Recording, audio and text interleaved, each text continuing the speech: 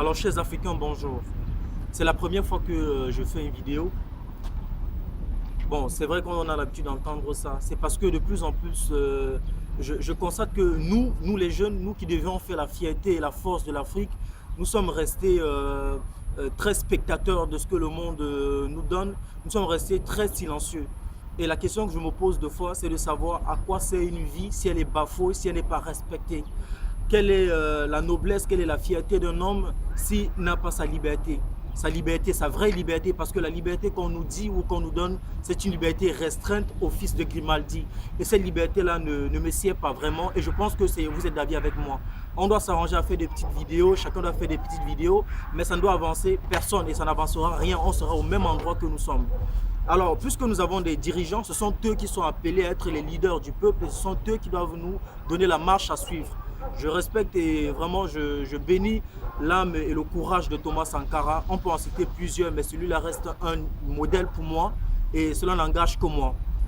Un président qui règne loyalement, impartialement, de façon impartiale, qui respecte son peuple et qui applique la méritocratie peut se reposer en paix.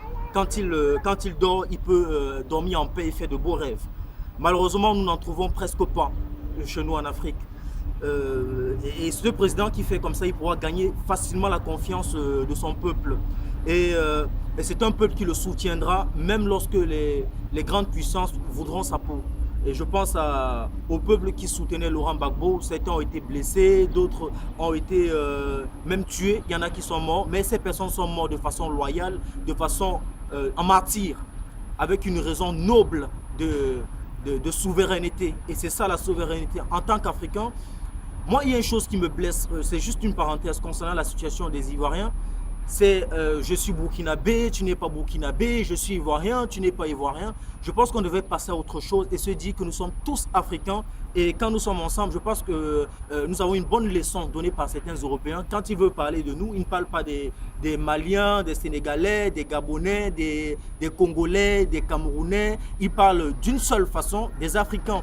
Et l'Afrique est tellement petite, cette mère patrie, qu'on devait tous se mettre ensemble pour faire un bras très fort. Mais nos dirigeants, comme j'ai dit, ne nous donnent pas la tâche facile. Au contraire, ce sont eux qui sont les premiers à matraquer, à tuer le peuple.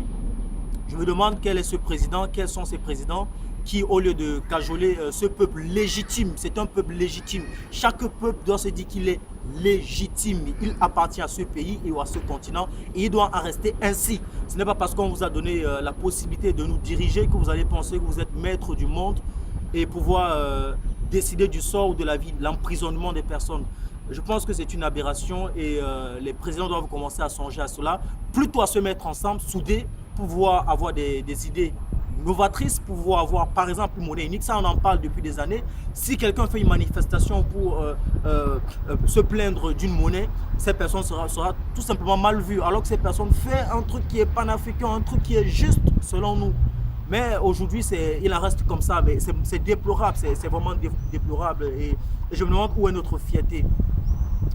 Aujourd'hui, nous avons des présidents qui font allégeance à l'impérialisme et au diktat. Je vais vous dire que ces deux choses vous donneront raison pour un temps et après, vous serez terriblement déçus et vraiment déçus. Mais quand vous donnez la confiance à votre peuple, sachez que vous marchez sur des lions, vous marchez sur des vipères, vous marchez sur des grandes puissances, la tête haute parce que votre peuple est votre raison.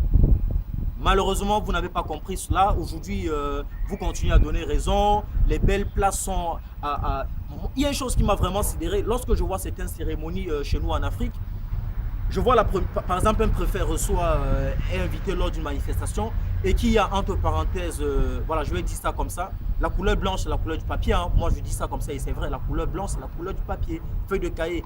Bon, on les a appelés les blancs et pas opposer les noirs, c'est pas grave. Alors quand il y a un blanc, ce blanc prend la place que normalement devait occuper le représentant le plus haut gradé. Moi, ça me choque. Est-ce que vous pouvez donner cette place à un black, par exemple, à votre frère? Ça, c'est pas possible. Même si c'était votre parent, il aurait eu la chaise d'à côté ou la chaise de derrière. Mais ça, c'est pas acceptable. Nous sommes au 21e siècle et les choses devraient aller, hein. Les choses devaient vraiment aller. Mais aujourd'hui, personne n'a compris qu'il fallait vraiment que ça change. Moi, je vais dire quelque chose de très clair. On avait David dans la fosse au lion, il s'est en est en sorti. Je ne dis pas la même chose de Laurent Gbagbo, ça c'est à la justice de décider et on verra si on lui donnera raison. Jusqu'aujourd'hui, on pense que les choses se passent plutôt bien pour lui. Et après, je ne fustige non plus la politique de son opposant. Et je pense que lui, il fait des choses qui sont bien pour son peuple. Et ça, j'en suis fier. Et je pense que le temps lui donnera raison. Parce qu'aujourd'hui, c'est le temps. Le temps nous permet d'avoir raison ou d'avoir tort. Et on laisse les choses se faire, tout simplement. Alors, depuis votre accession au pouvoir, vous avez mis un peuple légitime, un peuple fier, un peuple camerounais à genoux, pauvre, psychologiquement, mentalement, jusqu'aux globules. Les globules rouges dans leur sang n'est plus tellement, a perdu de sa vigueur rouge au point où on se pose beaucoup de questions. Les maisons sont de plus en plus délabrées, les institutions n'ont pas de drapeau fier parce qu'un pays aussi, ce sont ses institutions. Vous allez dans une institution où le drapeau est décoloré, où les murs n'ont pas de couleur, où les murs sont lessivés par les intempéries et ça continue à rester comme ça. On se pose la question de savoir s'il y a un gouvernement ou s'il n'y a pas de gouvernement. On connaît un gouvernement quand il y a entre parenthèses un détournement de fonds publics parce que c'est un tel ou pas un tel. Ça, on voit les choses comme ça. On est spectateur, on ne peut rien. Mais donnez-nous le pouvoir pour qu'on marche ensemble. Et là, dans ce cas, on pense que nous avons un ennemi commun. Nous devons faire front face à cet ennemi commun. Laissez-nous pouvoir avancer. Laissez-nous, parce que nous, c'est vous. Vous êtes au pouvoir, ça aurait pu être une autre personne. Dites-vous ça. Vous aurez pu être à la place d'un monsieur qui fait son chant, par exemple. Rien ne vous empêche, vous n'avez pas eu, je sais pas, un cachet à votre naissance pour être président de la République à vie, par exemple. Donc, je pense que vous allez songer à cela et pouvoir calmer un peu les choses.